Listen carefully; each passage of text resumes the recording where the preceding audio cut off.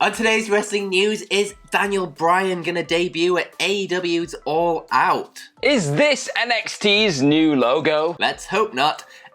The first title match for Extreme Rules has been revealed. And a huge Universal title match is set for next week's SmackDown. Are you ready? Are you ready for the news time? Yes, my name is Phil Chambers and I'm joined by Gareth Morgan to talk all things wrestling news. But before we get into it, make sure you like the video, comment down below what you think of all today's news stories, especially the NXT logo, and subscribe to the channel. It all really does help, and links to each story are in the description below, so click the timestamps and away you go. But first up, before we get to the NXT logo, we've got a report coming from bodyslam.net. Now, they were the first people who originally broke the news that Daniel Bryan was signing with AEW, and they are now reporting that AEW plans to move his debut forward quite a bit. Now, the original plan was to debut him at AEW Dynamite Grand Slam, which is going to happen at the Arthur Ashe Stadium in New York City. Big venue, big show, etc.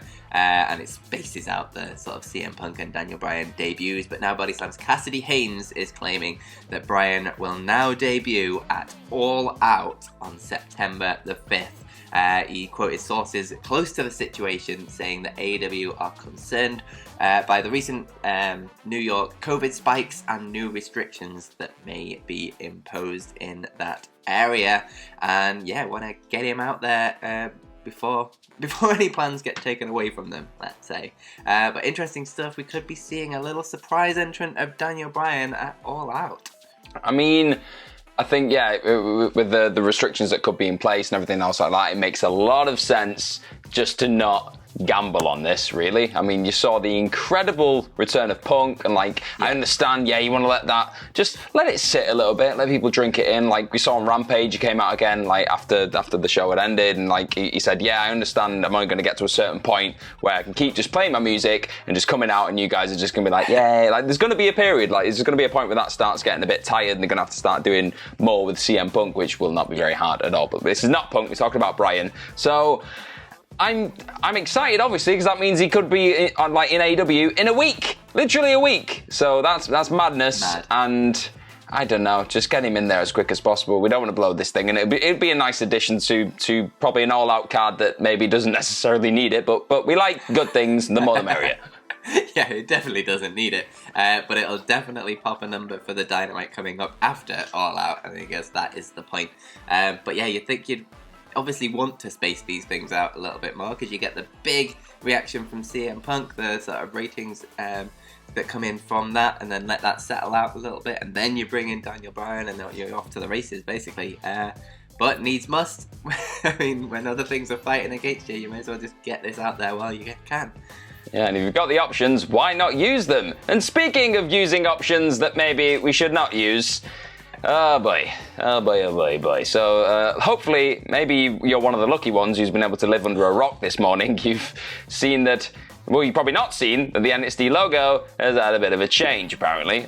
So rapper Wally, obviously we know Wally, big wrestling fan, he posted a video out on Twitter that included... Big WhatCulture fan. A big WhatCulture fan as well. We cannot forget this. I'm sorry, how dare I? But yeah, he posted out this video that had the new look, and...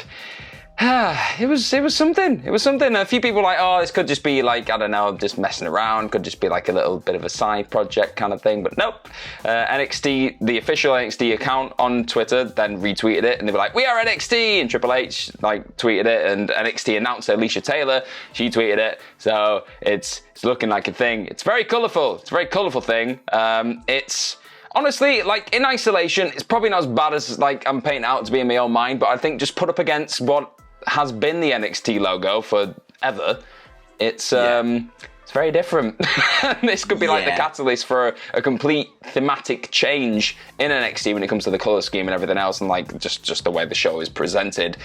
And I don't know, it feels like we're going to step into some form of Rainbow House now, and everything that goes along with that, like the NXT Championship, so they're going to have an overhaul, and these beautiful titles we've appreciated for so long, we've taken them for granted. We're going to get a bright pink NXT Championship strap, which is fine for some people. I don't know how I feel about it. Yeah, and Nick Khan's obviously been saying that big changes are coming to NXT soon, and this is the start of them, and I don't think I'm not into it. I think they've just seen Dynamite go, oh, they've got these big paint explosions and they're all the colours in the world, so what can we do? We'll have paint splatter, and it can be all the colours in the world, and it's just, NXT's just yellow. That's like, you've got red, blue, yellow. Makes sense. Phil, those are your 3 colours. What am I going to do? What are you going to do? Yeah. I've got so many colours. Shape of the logo itself, it seems very much like a kind of my first company logo. Yeah, can we move on? It's not great. Don't want to talk about this anymore. Yeah. What is next? The first match has been announced for Extreme Rules. Now, this isn't coming from WWE, but it is coming from the Nationwide Arena in Columbus, Ohio, which is hosting Extreme Rules, and they have announced that Bianca Belair versus Becky Lynch for the SmackDown Women's title will happen at Extreme Rules. They put up a video on YouTube with WWE footage and everything, very well produced, announcing the match itself. But WWE themselves aren't quite there on TV just yet. Last night on SmackDown, Becky came out at the beginning of the show. So a sort of mixed reaction at first, but then there was like plenty of Becky chants in there as well. And she came back saying like, yes, I'm back on top, like I missed all you fans kind of thing.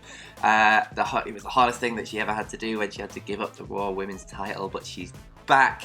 But there's also been like a lot of controversy around her return, and she just has to make the most of opportunities and things like that. And she came back to take the time to say that she's sorry for nothing.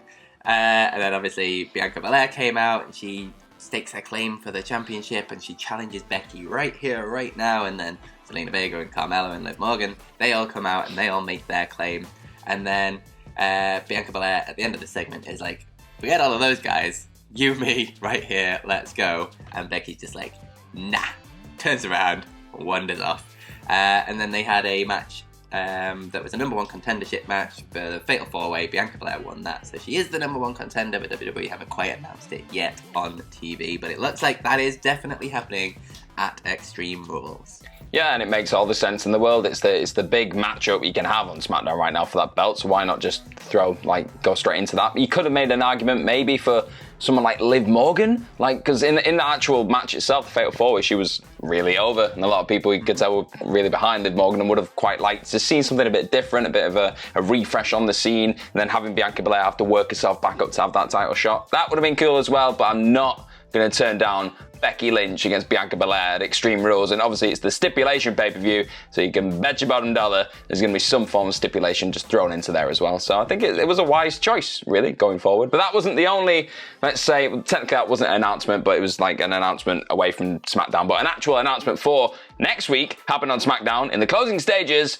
Finn Balor, your boy, is finally getting his shot. He's finally doing it. Like, he had his contract there waiting for him. Then John Cena, the dastardly lad, he came and took it away and signed it, and he got his title match instead. But now he's going to get his. Next week, he interrupted Roman Reigns, like when he was having a big celebration, like a family celebration thing. He was like, I'm not going to wait until Extreme Rules because loads of other hijinks could happen before then. I'm going to strike while the iron's hot and I'm going to get you next week. And he got beaten up by the Usos. Then the Street Profits came out. They saved him. And I think they had a dark match afterwards. And everyone's like, yeah, it's great. So that match is going to be happening next week. And it's still not 100% clear what's going to be going down with Brock Lesnar. Because that was like, there was a few little like suggestions and like he was spoken about a couple of times on SmackDown, but he wasn't there. There was no real like, okay, this is the direction we're going forward with the Beast, and like, Heyman was quite conflicted, and there was a lot of tension between him and Reigns as well, which is quite nice. It was deliciously done and played out. But you've got to kind of think that this match probably isn't going to go like to a clean finish and just be done and dusted. There's got to be some hijinks in there. You can imagine Balor probably getting screwed and then it'll be built up again down the road. It's an intriguing time, I think, for the SmackDown main event scene, because there's just a lot of people. Well, there's two like clear challenges there in Balor and Lesnar, and you're just not sure where they're going to go with it, which is always a good feeling, I think. Yeah, definitely. I think it's a little bit strange keeping Brock off TV when there was so much excitement around that moment on SummerSlam, but I guess you had Becky in there as well, and like there's a lot in this Brock Lesnar Roman Reigns storyline. There's a lot to unpack and there's a lot that you can do within that story, and I'm kind of glad that they're not rushing into anything, personally. I'm willing to give them the benefit of the doubt with this one and see where this goes long term, because I think like genuinely, this could be such a really good story, and then eventually a really, really great match to pay it off at the end. I'm excited for it, but yeah, it's interesting to see what's going to happen in the meantime, and we do have a Twitter question about that coming up, which we will get to right now. Why not? Because it is time for your Twitter questions. So the first question is coming from Nate, and he says, is it possible that Balor is going to be screwed over by part-timers until after Reigns beats The Rock and then be the one to dethrone the tribal chief? Can we ever trust WWE to book that long-term? The honest answer is no, isn't it? we can't trust him for that. It'd be lovely to see that because I love Balor. I just feel like Balor's in a very different position to what he was a couple of years ago when he became the first Universal Champion. I think that version of Balor, if he was in this mix, you'd say, yeah, cool, that'd be great because it'd build him. He'd be a star then straight away. But I think he's at a point now where he's credible already. Do you know what I mean? I don't think he's the person to have that Roman Reigns scalp, if that makes sense. I think you give it to somebody who's probably a bit fresher, probably needs the rub. I'm not sure who that is necessarily on SmackDown. Maybe Big E. I think Big E's probably the one who sticks out the most, like to just have that really big notch on his belt. It's a shame. It is a shame because I feel like Balor's put in a lot of hard yards over the last year or so, and I think somebody like The Rock coming back and getting that big spot, it's like none of us are going to complain if that happens, obviously. And same with Brock, it's like the big name pops. Oh my God, they're amazing. But yeah, you just want to see Balor get his due. At least get a pay-per-view match out of it, not just a SmackDown. Yeah, absolutely. I think the John Cena timing always felt a little bit weird with it. But however, if they do have the foresight to turn this into a long-time story, and he's always there, he's always ready, he's always willing to get that match, but something happens and he just keeps getting knocked down every single time. I think that's quite a good sort of story, especially for this new, it's not a new Finn Balor character, it's just Finn Balor. Prince Devitt has been doing it forever. But for that version of Finn Balor that we haven't seen on the main roster yet, to just keep getting knocked down and just keep getting angrier and angrier and angrier until he's at the point where he just absolutely flips and he's like, no, this is happening right now kind of thing. I think that would be really, really good. However, I don't see him as the one to dethrone Roman Reigns. I think literally the only person I can see on the SmackDown roster at the minute is Big E as a person. I think they may have booked themselves into a corner of making him so strong that there's literally no one that could possibly beat him. Happy Corbin? No? Happy Corbin, maybe. No. I also do really want the matches with Rock and Brock and things to happen though as well, so I'm torn with this one, but it needs to keep on going, and then when they finally get dethroned, that is going to be one hell of a moment. The next question comes from Alex Brugel, who says, with Walter stating that he doesn't really desire to move to the US, could you see him eventually becoming a victim of WWE's cost-cutting? Ooh. It's an interesting one because I think they see value in Walter, and I think we saw that with TakeOver. You bring him in for that kind of event, and he just tears the house down with Ilya Dragunov, and it's like, you could see him doing that a couple more times, having him as a special attraction guy that they just bring in to batter someone, and everyone goes, oh my God, Walter's great, and then he disappears for another 3-4 months on NXT UK. I think the big, the elephant in the room is the fact that NXT UK is just not as watched. I think that's the polite way of putting it. It's not something that people are going out of the way to see right now, so you can't see Walter ever just breaking through his ceiling, I guess, in WWE and just getting a consistent run of TV time for that. It's a weird one because if he did leave WWE, he's not going to go to an AEW full time. Do you know what I mean? Be a part of their roster or Impact, places like that, because they're in America. Unless those companies just saw the value in Walter and said, right, we'll get you, we'll sign you to a contract where you show up X amount of dates a year and do all your promos from wherever you want to do them. Do that. That'd be cool. But it's a tough one because they want to keep him. Why wouldn't you want to keep him? He's an absolute beast. Yeah, absolutely. It's a weird one because the world is pretty much his oyster, and especially when they're talking about NXT and the changes that they want to make and the new people that they want to look at, not necessarily indie people, but big, attraction people. He's very much a big dude, and he's very much a big attraction kind of dude. Obviously massive fans from the WCPW days. Another WCPW guy, we're just putting everyone over.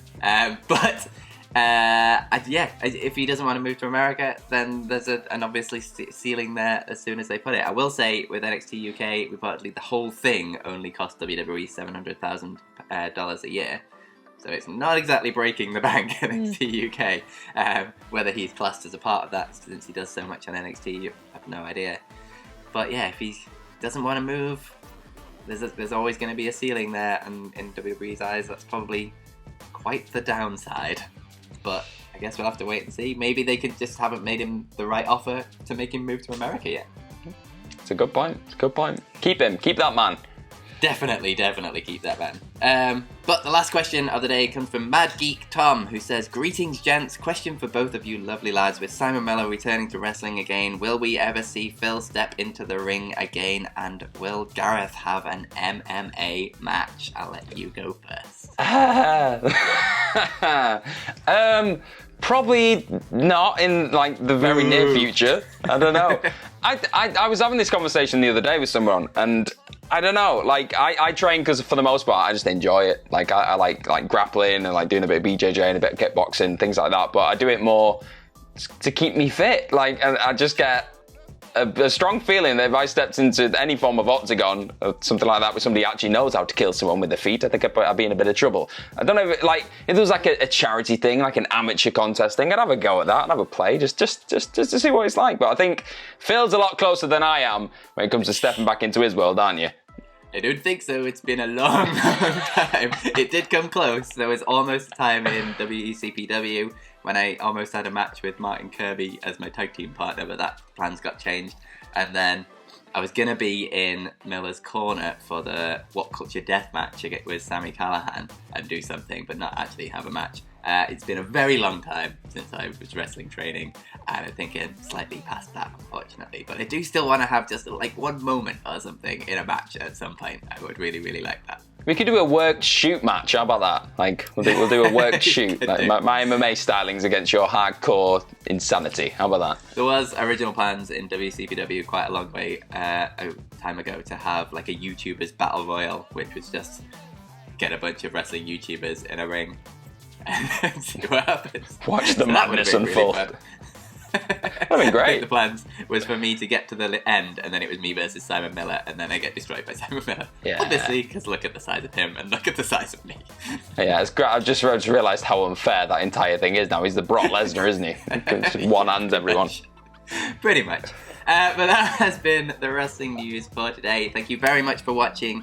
If you want, you can follow us on Twitter. You can follow me at PhilMyChambers, and you can follow Gareth at GMorgan04. You can follow all of us at WhatCulture WWE. Do let us know what you think of all of today's stories down in the comments below, especially that NXT logo, which I've just remembered that I am currently painting this. So WWE definitely stole my paint splatter idea. I think you need to get on the phone there, Phil. There's some serious issues going down. Get on the phone to Wally and see what's going down. Bastards. But yeah, let us know what you think of the NXT logo and everything else that we talked about today. Subscribe to the channel, like the video, comment down below like I just said. But thank you very much for watching, and have yourselves a bloody good day. Bye-bye.